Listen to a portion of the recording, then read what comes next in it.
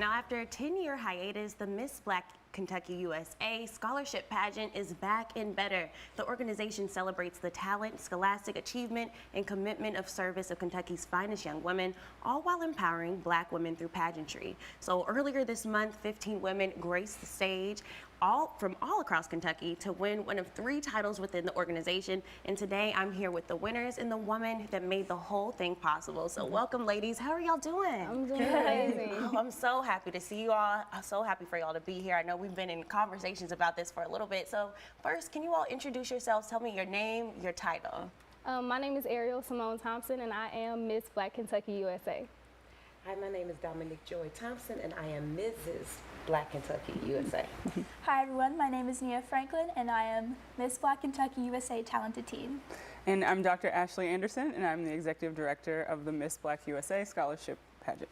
Oh, the way that it feels in this room is amazing. Seeing you guys, I definitely got to see a lot of videos and pictures, and you all will too, about seeing you guys grace the stage. So let's get straight into it. So Dr. Anderson, tell me about your history in pageantry and what made you want to bring back the Black Miss USA Kentucky to the area, because I know that you were in another organization at first. Sure, yeah, so I competed for quite a while, and when I was competing, it was always just myself, maybe another woman of color, if that, and I always felt or questioned sometimes if I was welcome in those spaces, if those spaces were truly for me, and I think maybe my late 20s, I got to compete in Miss Black USA, and it was a whole different experience. It was a beautiful opportunity to engage with sisters from across the United States that had similar mindset, similar ambitions, willingness, and interest in impacting the community that I did, and I vowed at that point, at some point, I would come back and start a program for Kentucky. And you know, the way God leads you, it took me to the Miss America program, in which I'm so grateful for, because I competed there and became a woman truly in that program.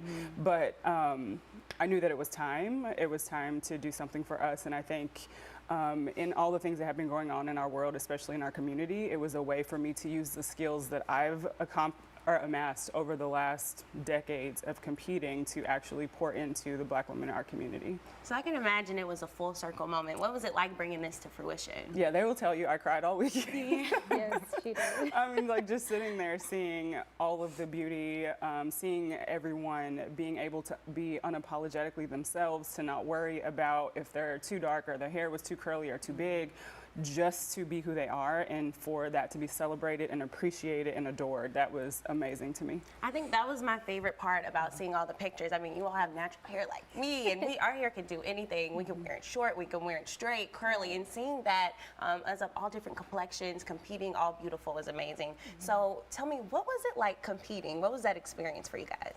So I've competed in pageants for about 5 years, and I've been in many different pageant systems, and as Ashley stated, sometimes I was the only African-American girl there, or one of a handful, and it was sometimes difficult to compete and focus on what I'm there for, when sometimes you're getting treated like an anomaly or treated like you're an outsider, but everybody's so happy to see you. And you know, it's very difficult to keep your mental together when that's what's going on, and you know what you're facing, and you're always forced to be almost 20 steps ahead of everybody else around you, just to be able to be noticed or even accepted in that space. So this organization gives me the opportunity to be myself and bring to the table the things that a lot of other pageant contestants have, but sometimes get overlooked. Yeah, that's what it's about. And tell me, what has your experience been like too?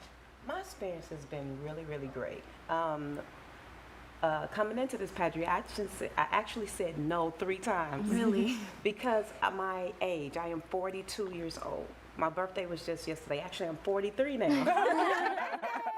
So you're a Scorpio? I'm a Scorpio. Me too. So my age group, most people think you went past your time. Pageantry came to me when I was 17 years old, and I've had opportunities after opportunities after opportunities, and I ran away from them because of fear. So my generation and older feels that we've gone past our time. So for this door to open like this gives other women opportunities to know that you're not too late to do something like this. And number 2, I lost my hair. I have a hair condition, it's genetic.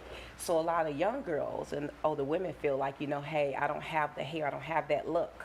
So for somebody like me to get on stage and I'm bald, will empower, hopefully, Yes. other young people to say, hey, if she can do that, I can do that too. It's okay to be bald, and I'm still a queen, with or Yes. without a crown. That's right. I love that. And Nia, tell me about your experience too. So this is my first pageant, and I find myself very lucky to be competing in this one.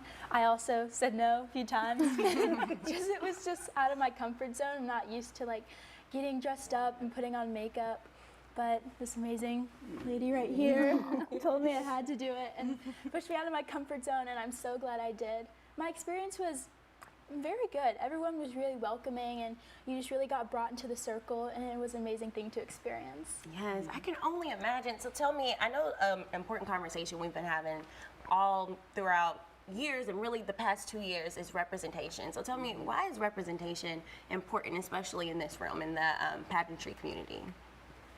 Anybody? Well, I'll say that it's very important because if you had told Ariel when she was around 10 years old that she would be in pageantry when she's in her 20s, I would have said no, because I didn't have anybody that looked like me in that space. So it seemed too far-fetched. It didn't look like that was something that was a part of my future, so it was something that I brushed off for a very long time.